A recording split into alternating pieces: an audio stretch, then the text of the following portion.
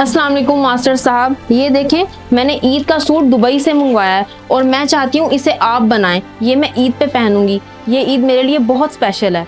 वालेकुम सलाम बाजी, कपड़ा तो वाकई बहुत उम्दा है और डिज़ाइन भी बहुत खूबसूरत है। मैं पूरी कोशिश करूँगा कि चांद रात तक आपका सूट आपको बना के दे दूँ, आप बेफिक्र हो जाएं। देखिए उसामा भाई, मैं परफेक्शन के मामले में थोड़ी सेंसिटिव हूँ। ये सिर्फ सूट का कपड़ा नहीं बल्कि मेरी ईद की खुशियों से जुड़ा हुआ है, इसलिए मैं नहीं चाहती कि इसमें कोई कमी हो। अरे बाजी आप बेफिक्र हो जाएं, मैं पिछले 7 साल से ये काम कर रहा हूँ। मेरी यही कोशिश होती है कि जो भी कस्टमर मेरी शॉप पे आए वो मुस्कुरा के ही वापस जाए। ठीक है, फिर मैं आप पे भरोसा करती हूँ। मैं चांद रात को खुद आकर ये सूट ले जाऊंगी और उम्मीद करती हूँ आप अपना वादा जरूर निभाएंगे। देखें बाजी, वादा इंसान करता है, बाकी किस्मत का खेल है। मैं पूरी कोशिश करूंगा कि चांद रात तक आपको आपका सूट बना के दे दूं। आप मायूस ना हो, अल्लाह खैर करेगा। आप बिल्कुल ठीक कह रहे हैं, आप मुझे मायूस नहीं होने देंगे। और हाँ, नाप भी इसके साथ ही है। आप बेफिक्र होके जाएं बाजी, सब अच्छा होगा।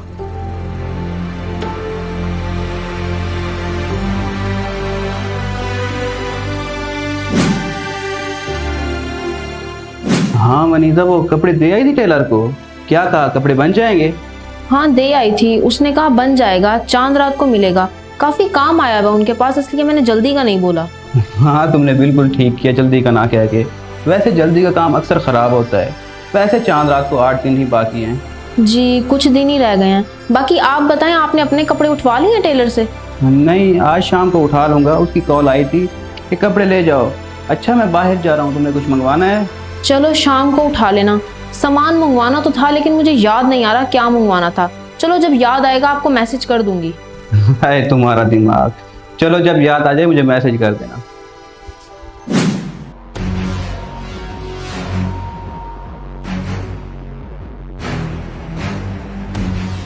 ओहो, अच्छा बस मैं 5 मिनट में आया, बस 5 मिनट।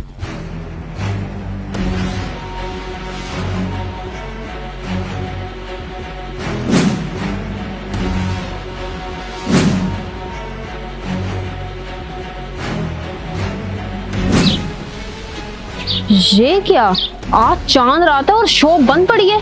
उसामा भाई ने तो वादा किया था कि चांद रात तक सूट स्टिच हो जाएगा, फिर ये सब क्या?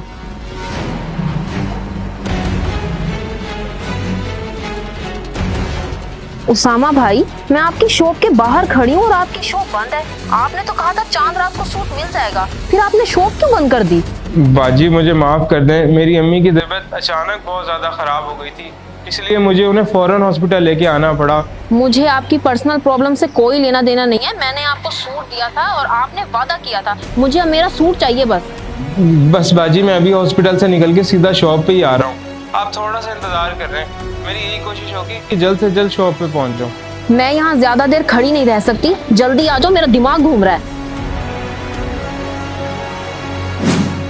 बाजी मुझे आपसे एक बात कहनी है। जल्दी और परेशानी में सूट प्रेस करते हुए कपड़ा थोड़ा सा जल गया है और अब ये सूट उस तरह परफेक्ट नहीं रहा जिस तरह होना चाहिए।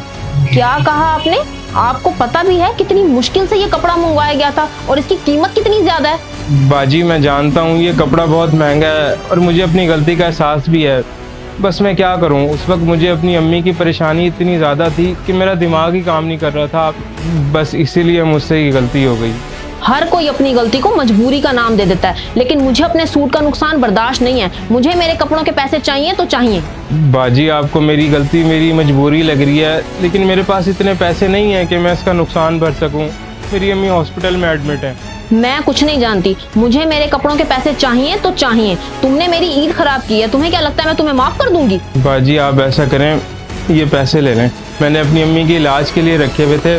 खैर आपका नुकसान हुआ है, अब इन पैसों पे आपका हक है। मैं अपनी गलती की एक दफ़ा फिर आपसे माजरत चाहता हूँ। ये हुई ना बात, अपनी इमोशनल कहानी किसी और को जाके सुनाना। गलती की है तो भरपाई तो करनी पड़ेगी। शुक्र है जल्दी मान गए, वरना जो मैं तमाशा करने वाली थी पूरी जिंदगी याद रखते।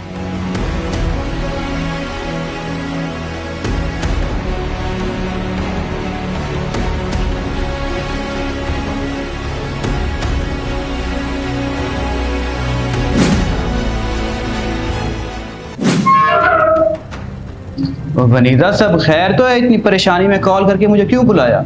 हाँ परेशानी तो है। उस दर्जी ने मेरा इतना महंगा सूट खराब कर दिया और अपनी मजबूरी की कहानियां सुना रहा है कि उसकी अम्मी हॉस्पिटल में है। बाजी मुझे आपसे एक बात कहनी है। जल्दी और परेशानी में सूट प्रेस करते हुए कपड़ा थोड़ा सा जल गया है और अब ये सूट उस तरह परफेक्ट नहीं रहा जिस तरह होना चाहिए।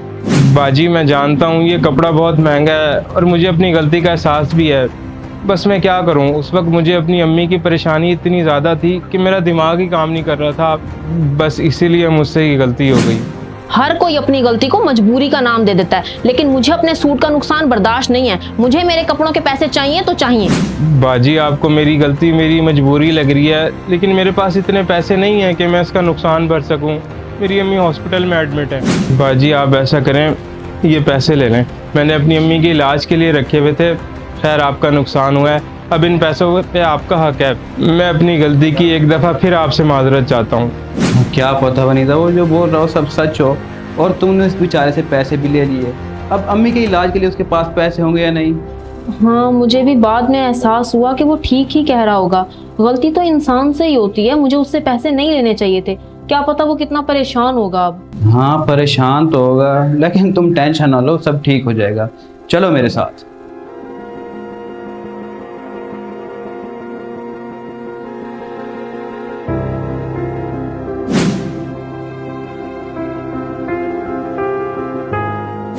भाई मैं कल की बात के लिए दिल से माफी मांगने आई हूँ। मुझे वाकई आपकी मजबूरी को समझना चाहिए था।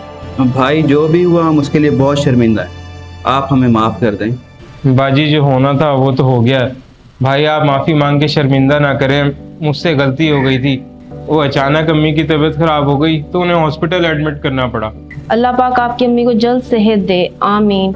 ये रख लें भाई, जो मैंने कल आपसे पैसे लिए थे, आपको इनकी ज़्यादा ज़रूरत है। आप अपनी अम्मी के इलाज पे लगाएं। और आपकी अम्मी के इलाज में जितने भी पैसे लगेंगे वो हम आपको देंगे, आप बेफिक्र हो जाएं। लेकिन बाजी, लेकिन वैकिन को छोड़ें आप। ईद का असल मतलब ये होता है कि इंसान अपनी गलतियां सुधारे और दूसरों की मदद करे। और शायद अल्लाह ने मुझे ये सब कुछ इसलिए दिखाया ताकि मैं समझ सकूं कि इंसानियत पैसों से ज़्यादा कीमती होती है।